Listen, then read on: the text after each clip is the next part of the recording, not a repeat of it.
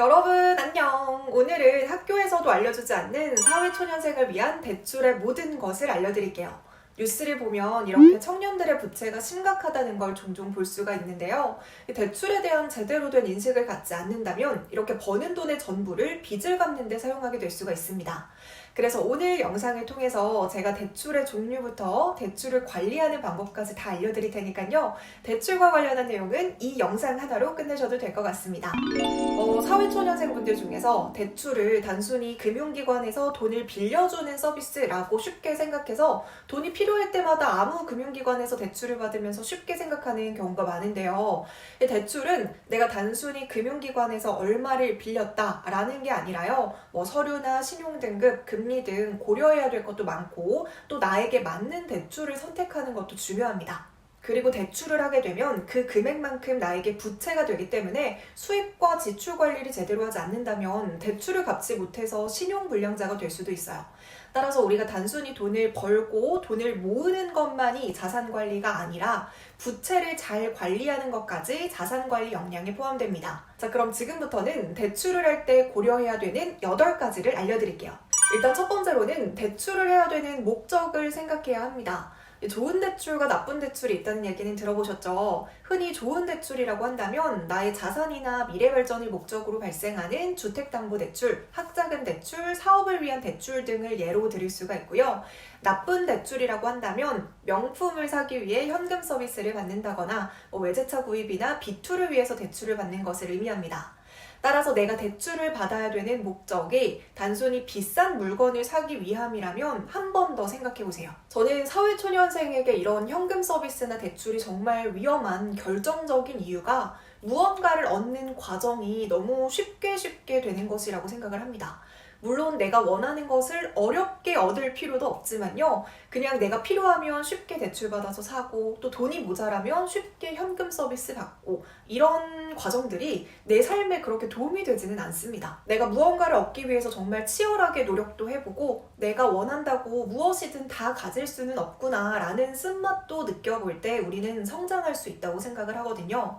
너무 어릴 때부터 뭔가를 쉽게 얻는 것에 익숙해지면 나중에 커서는 어떤 문제 해결에 대한 능력도 떨어지게 된다고 생각합니다. 그리고 저 같은 경우에는 이 물건으로 인한 만족은 그렇게 오래가지 못한다는 것을 깨달은 이후로 이 물건에 대한 욕심은 그렇게 크게는 없는데요. 만약에 내가 너무나도 갖고 싶은 물건이 있다면 그 물건을 사기 위해서 어떻게 하면 돈을 더 빠르게 모을 수 있을까라고 생각을 전환해보면 새로운 수입 파이프라인을 구축할 수 있는 다양한 아이디어들이 떠오를 것이라고 생각됩니다. 자, 그리고 이어서 두 번째로 고려해야 되는 것은 나의 현금 흐름표를 파악하는 거예요. 무턱대고 대출을 받는 것이 아니라 지금 현재 내가 모은 돈은 얼마인지, 그래서 내가 얼마를 대출 받아야 되는지를 파악을 해야 되고요. 더불어서 나의 총 소득에서 각종 생활비나 보험비 등을 제외하고 대출을 잘 갚을 수 있는 능력이 있는지를 파악하셔야 됩니다. 이걸 체크하지 않고 그냥 돈이 모자라다고 무턱대고 대출을 받게 되면 결국에는 돈을 갚지 못해서 리볼빙이나 카드 돌려막기 등과 같은 최악의 사태가 발생할 수 있습니다. 그래서 지금 현재 나의 자산 현황을 파악하는 것이 중요해요. 이어서 세 번째로는 금융권을 선택하셔야 됩니다. 금융회사도 1금융권, 2금융권, 3금융권 등으로 나눠져 있는 거 알고 계시죠? 1금융권은 우리가 잘 알고 있는 시중은행, 국민, 신한, 우리하나은행 등을 말하고 있고요. 카카오뱅크나 토스, K뱅크와 같은 인터넷 은행도 1금융권에 속하고 있습니다. 그리고 2금융권은 새마을금고나 신협, 수협과 같은 상호금융, 보험사나 저축은행, 캐피탈 등을 2금융권이라고 분류합니다. 그리고 3금융권부터는 제도권 밖에 있는 4금융권, 흔히 대부업체들을 의미하는데요. 1금융권에서 대출을 받았을 때는 2, 3금융권보다 금리는 낮지만 각종 서류나 신용도를 깐깐하게 심사하기 때문에 평소에 신용관리를 잘 하는 것이 중요하고요. 2, 3금융권에서 대출을 받을 때는 조건은 덜 까다롭지만 금리가 높기 때문에 무분별하게 대출을 받게 되면 위험합니다.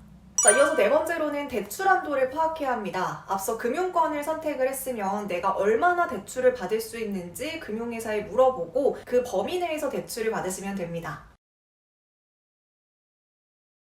다섯 번째로는 대출 금리인데요. 이 대출 금리는 금융사에서 돈을 빌리는 대신 그 대가로 이자를 내야 되는 것을 말합니다.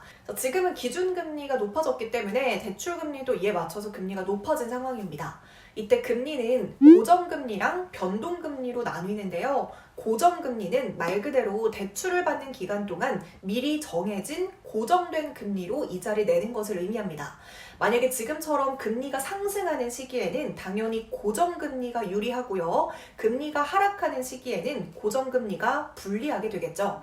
반대로 변동금리는 대출 기간 동안 금리 변화에 따라서 변동이 되는 금리를 의미하는데요. 이 변동금리 상품 같은 경우에는 지금처럼 금리가 상승할 때는 같이 이자가 상승하게 되니까 이자 부담이 늘어나게 되고요. 반대로 금리가 하락할 때는 변동금리 상품도 같이 금리가 하락하니까 유리할 수 있게 되겠죠.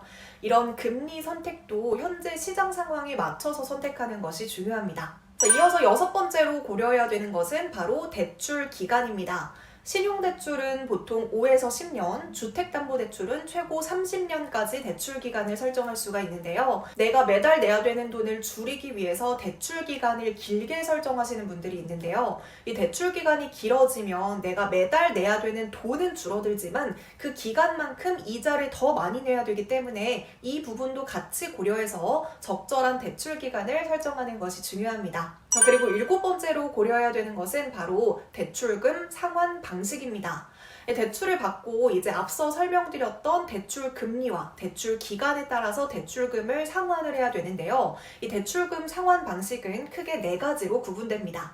첫 번째로는 원금 균등 분할 상환 방식입니다.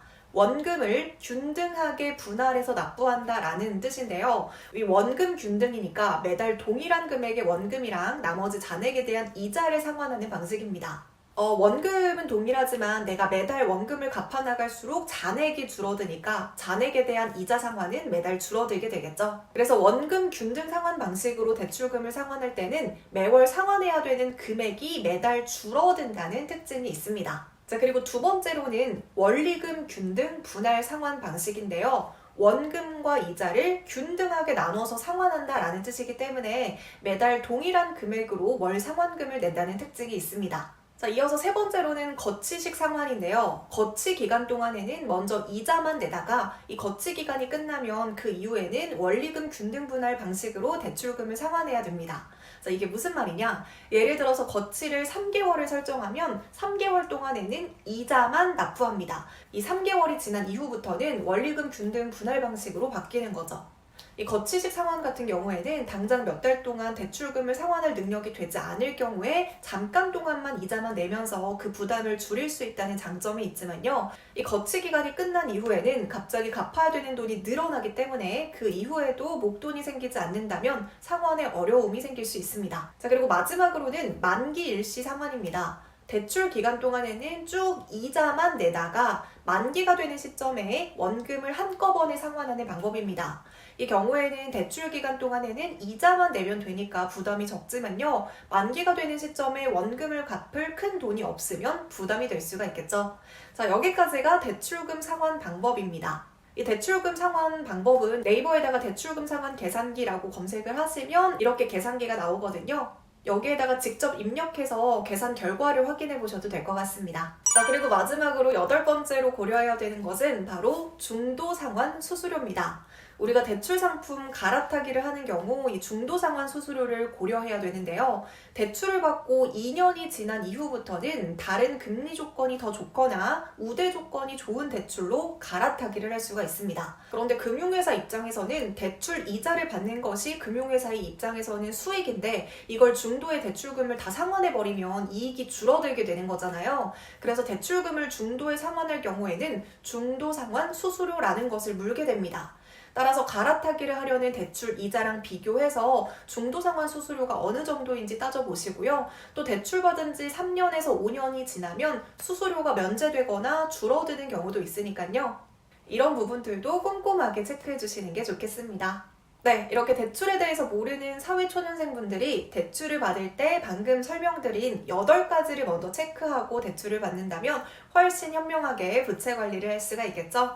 보통 부채 규모는 나의 소득의 40% 이내가 되도록 관리하는 것이 좋다라고 하는데요. 무리한 대출은 자산을 관리하는데 악순환을 일으킨다는 거 꼭 기억해 주시길 바라겠습니다. 자, 그리고 추가로 사회초년생을 위한 다양한 정책들을 소개하자면 정책브리핑이라는 문화체육관광부에서 운영하는 사이트가 있는데요. 여기 들어가서 청년 정책, 청년 대출, 청년 지원제도 이런 식으로 검색을 하면 다양한 정책 뉴스가 나옵니다.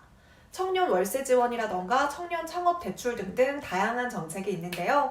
여기서 내가 지원이나 혜택을 받을 수 있는 정책들이 있는지 체크해 보시고 이런 정책들을 신청하는 것도 또 하나의 방법이 될 수 있습니다. 네, 오늘 영상도 조금이나마 도움이 되셨기를 바라고요. 유익하셨다면 구독, 좋아요 버튼 꾹 눌러주시고 그럼 우리는 다음 영상에서 만나요. 안녕!